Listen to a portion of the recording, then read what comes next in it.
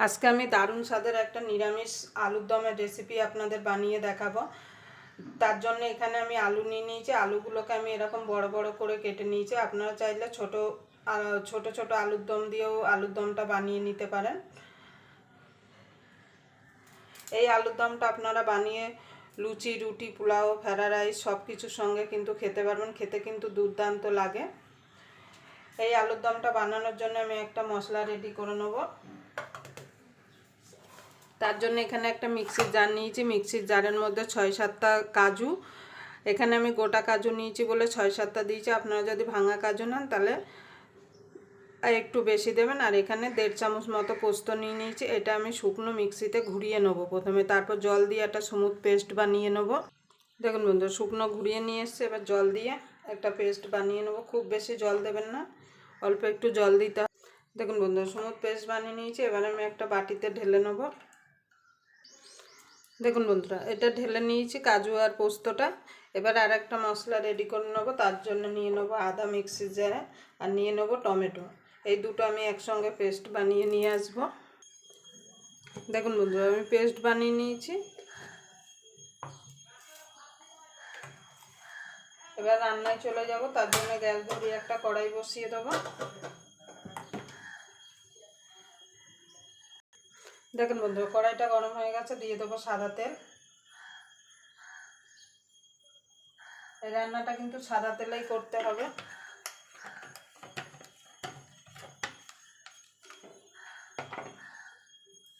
এবার তেলটা গরম হওয়া পর্যন্ত অপেক্ষা করব। দেখুন বন্ধু, তেলটা গরম হয়ে গেছে। ফোড়নে দিয়ে দেবো গোটা গরম মশলা, তেজপাতা, শুকনো লঙ্কা। ফোড়নটা একটুখানি ভাজা ভাজা করে নেব। এলাচগুলো অবশ্যই ফাটিয়ে দেবেন, না হলে কিন্তু আপনার গায়ে ফেটে আসবে।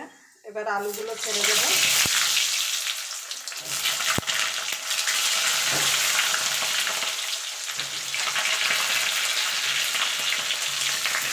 এবার আলুগুলোকে লাল লাল করে ভেজে নেব। সামান্য একটুখানি নুন দিয়ে দেবো।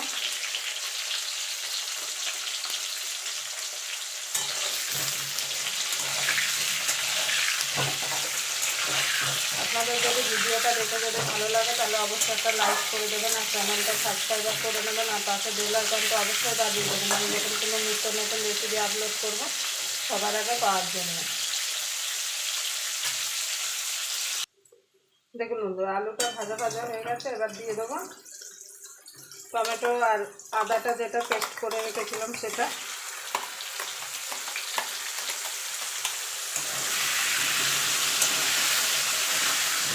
এবার টমেটো আদাটা ভালো করে কষিয়ে নেব।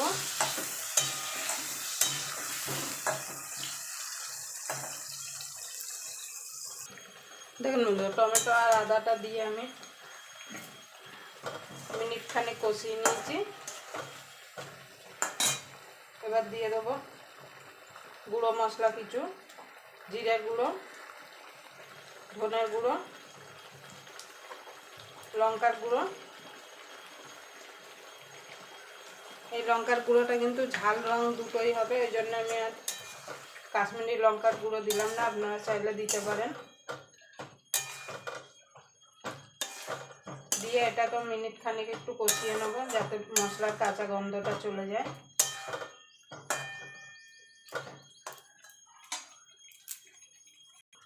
দেখুন বন্ধু, কাজু আর পোস্তটা দিয়ে দেবো।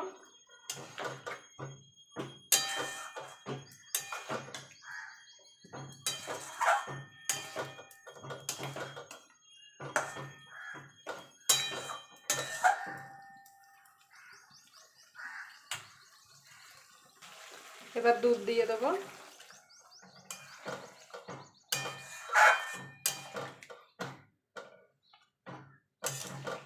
আপনারা দুধের বদলে জলও দিতে পারেন, কিন্তু দুধ দিয়ে এই আলুর দমটা বানালে খেতে কিন্তু দুর্দান্ত লাগবে। এবার এটাকে ঢাকা দিয়ে আমি রান্না হতে দেবো। স্বাদ মতো দিয়ে দেবো নুন,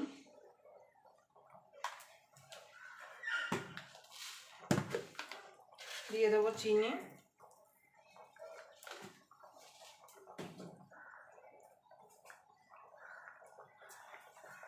দিয়ে দেবো গরম মশলা,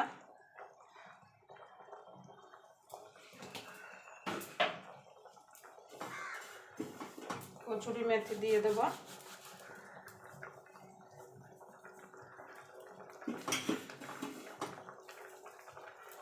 এবার ঢাকা দিয়ে এটাকে গ্যাস লো টু মিডিয়ামে রেখে ঢাকা দিয়ে এটাকে রান্না করে নেব। দেখুন বন্ধু, আলুর দমটা হয়ে গেছে। নামানোর আগে একটুখানি ঘি দিয়ে দেবো। আপনারা এইভাবে একবার আলুর দম বাড়িতে বানিয়ে নেবেন। রুটি, পোলাও, নান, পরোটা, ফ্রাইড রাইস, আলুর দম, ফ্রাইড রাইস, পোলাও সব কিছুর সঙ্গে খেতে কিন্তু অসাধারণ লাগবে।